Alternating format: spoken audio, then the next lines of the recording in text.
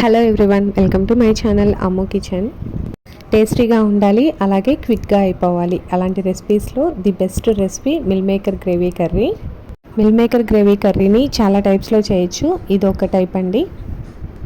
పచ్చిమిర్చి, టమాటా, ఆనియన్ వీటన్నిటిని ముందుగా ప్యూరీ చేసుకోవాలి. ఇలా ప్యూరీ చేసుకున్న దాన్ని ఆయిల్లో వేసి పచ్చివాసన పోయే వరకు వేయించుకుందాము. మిల్ మేకర్ని ముందుగానే ఒక 10 to 15 మినిట్స్ హాట్ వాటర్లో వేసి నానబెట్టుకోవాలి. ఈవినింగ్ టైం కానీ లేకపోతే పిల్లలు అడిగినప్పుడు అప్పటికప్పుడు చపాతీలోకి మనం ఒక స్పెషల్ కర్రీ చేయాలి అంటే ఇది బెస్ట్ రెసిపీ అండి. మిల్ మేకర్ని ఇలా ఒక 10 to 15 మినిట్స్ హాట్ వాటర్లో వేసి అలా లీవ్ చేసేసేయాలి. తర్వాత నీళ్ళు చల్లగా అయిపోయిన తర్వాత మొత్తం ఇలా వాటర్ అంతా పిండేసుకోవాలి. చాలా ఫాస్ట్గా చేసే రెసిపీస్లో ఈ రెసిపీ ఒకటండి, తప్పకుండా ట్రై చేయండి. టమాటా ఆనియన్ ప్యూరీ పచ్చివాసన పోయిన తర్వాత మిల్ మేకర్ని కూడా యాడ్ చేసుకొని ఒకసారి బాగా కలుపుకోవాలి. మిల్ మేకర్లో నుంచి మనం ఎంత వాటర్ తీసేసినా సరే వాటర్ ఇంకా ఉంటుందండి.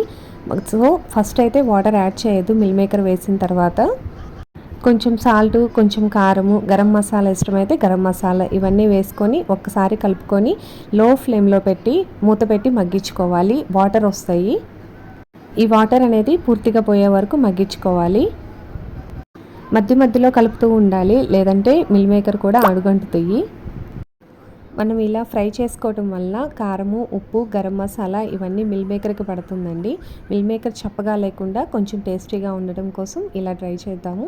ఇది రెడీ అయ్యేలోపు మసాలా కూడా ప్రిపేర్ చేసుకుందాము. మసాలాకి పచ్చి కొబ్బరిని యూజ్ చేస్తున్నాను.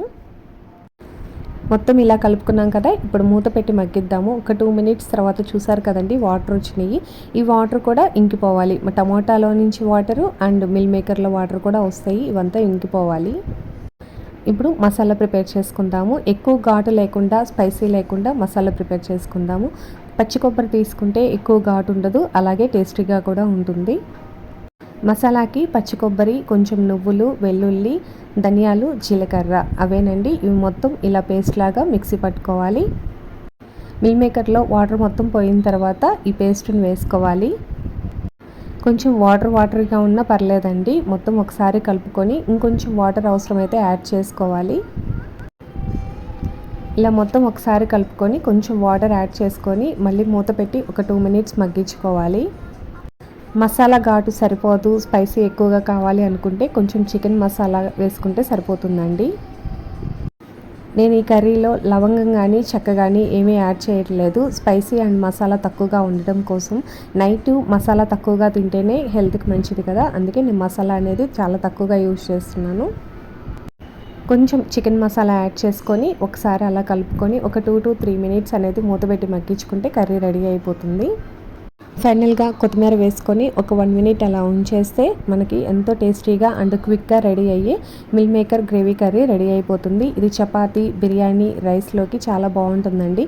మెయిన్గా చపాతీ, పూరీలోకి అయితే చాలా టేస్టీగా ఉంటుంది. ఈ రెసిపీ మీకు నచ్చింది కదా, నచ్చితే మన ఛానల్ అమ్ము కిచెన్ని తప్పకుండా సబ్స్క్రైబ్ చేయండి. Thank you for watching.